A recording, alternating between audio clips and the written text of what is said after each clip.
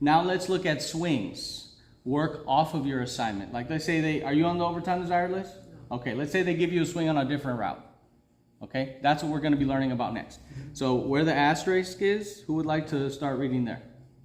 Double casing or swing. All right, who would like to start reading there? I'll read that. All right, my brother, go ahead. John, right? Yes. All right.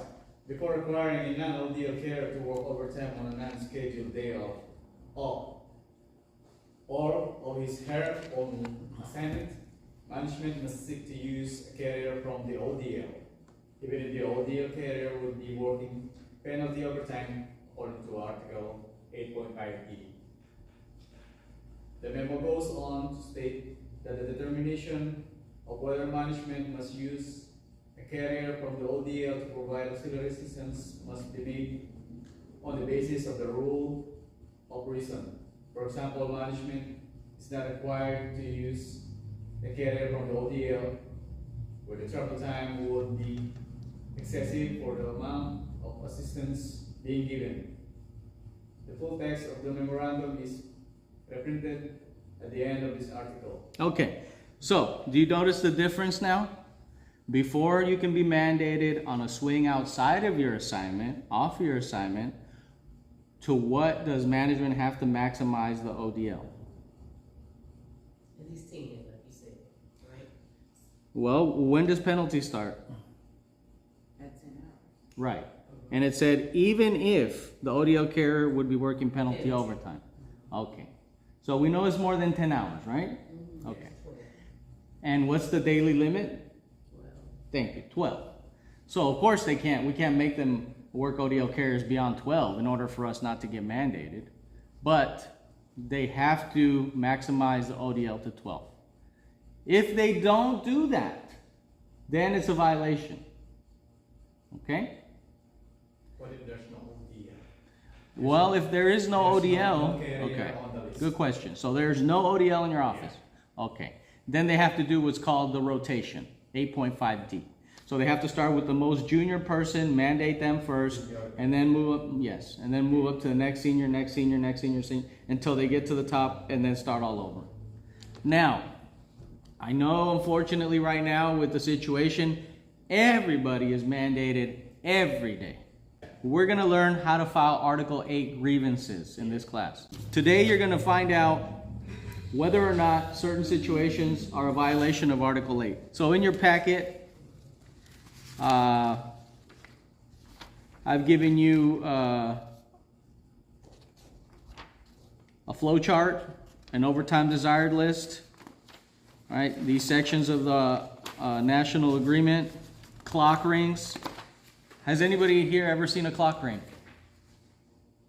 Do you know what a clock ring is? Okay, do you know how to read it? Do you know how to read it pretty good? I do.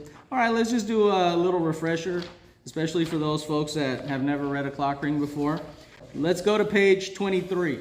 So it has a 23 at the bottom. So there's a name here, right? So the clock ring, this is a clock ring. It tells you their name. It tells you their annual leave balance. It tells you their sick leave balance. Everybody see that ribbon that in the middle that says job, base, DA 134, LDC 2100, from left to right? Yes. Okay, right below the name. All right, so the DA, that's the designation activity code. You're gonna wanna write this down until you memorize it, okay? 13-4 is a regular. But we have to do that when we're filling out a 3971. We put our DA code on. Your DA code never changes, yeah, it's for a regular, So we should all yeah. know that already. Okay, so we're gonna go over this though as a class to make sure everybody knows it, okay? So 13-4, that's a regular, okay? 43-4, that's a PTF, Now that okay? That's a PTF.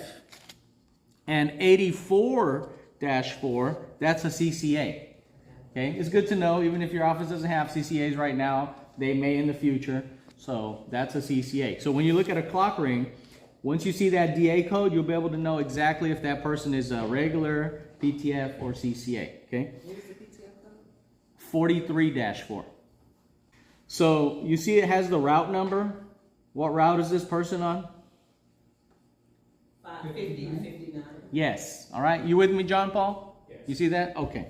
And then if you keep going to the right, the begin tour 750, right? End tour 1600, lunch amount half an hour.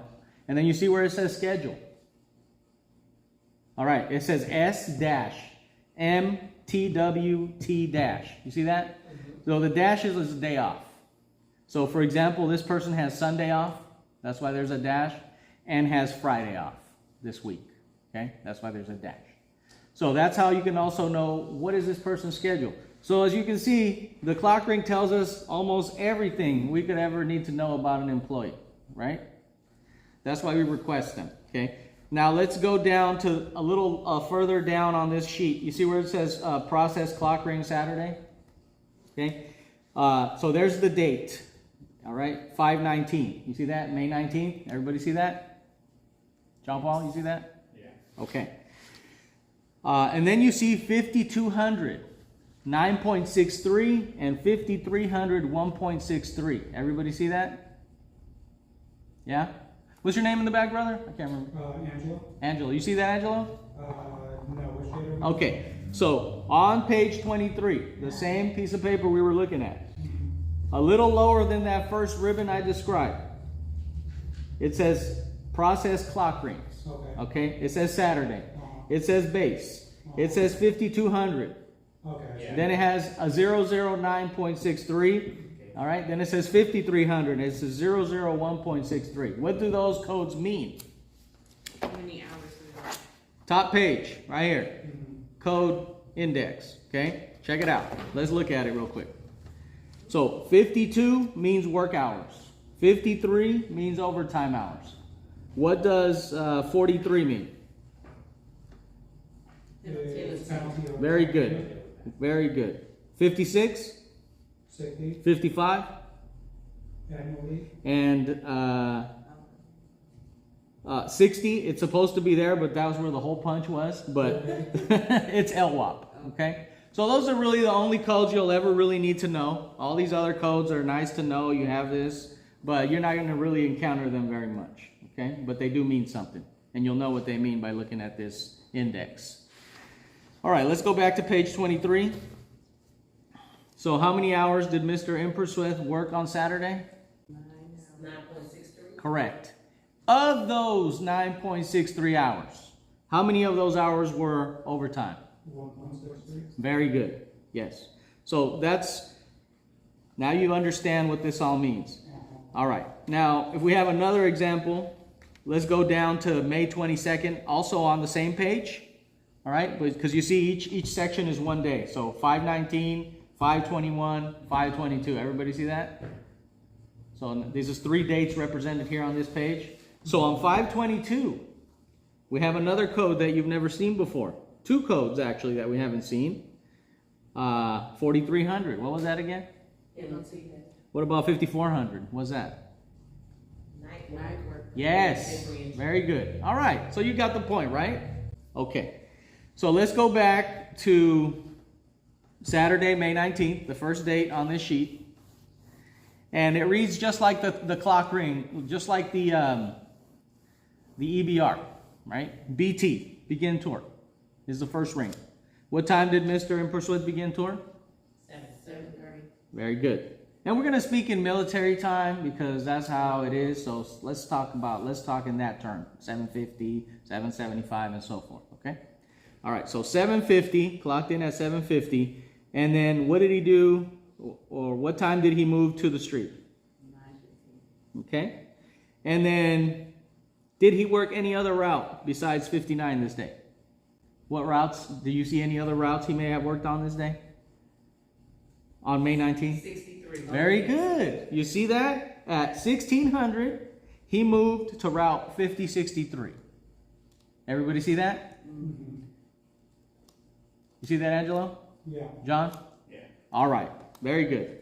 So now that you know how to read a clock ring, that was just a little crash course. Now we're going to get into the nitty-gritty of how to tell if there's a violation of Article 8.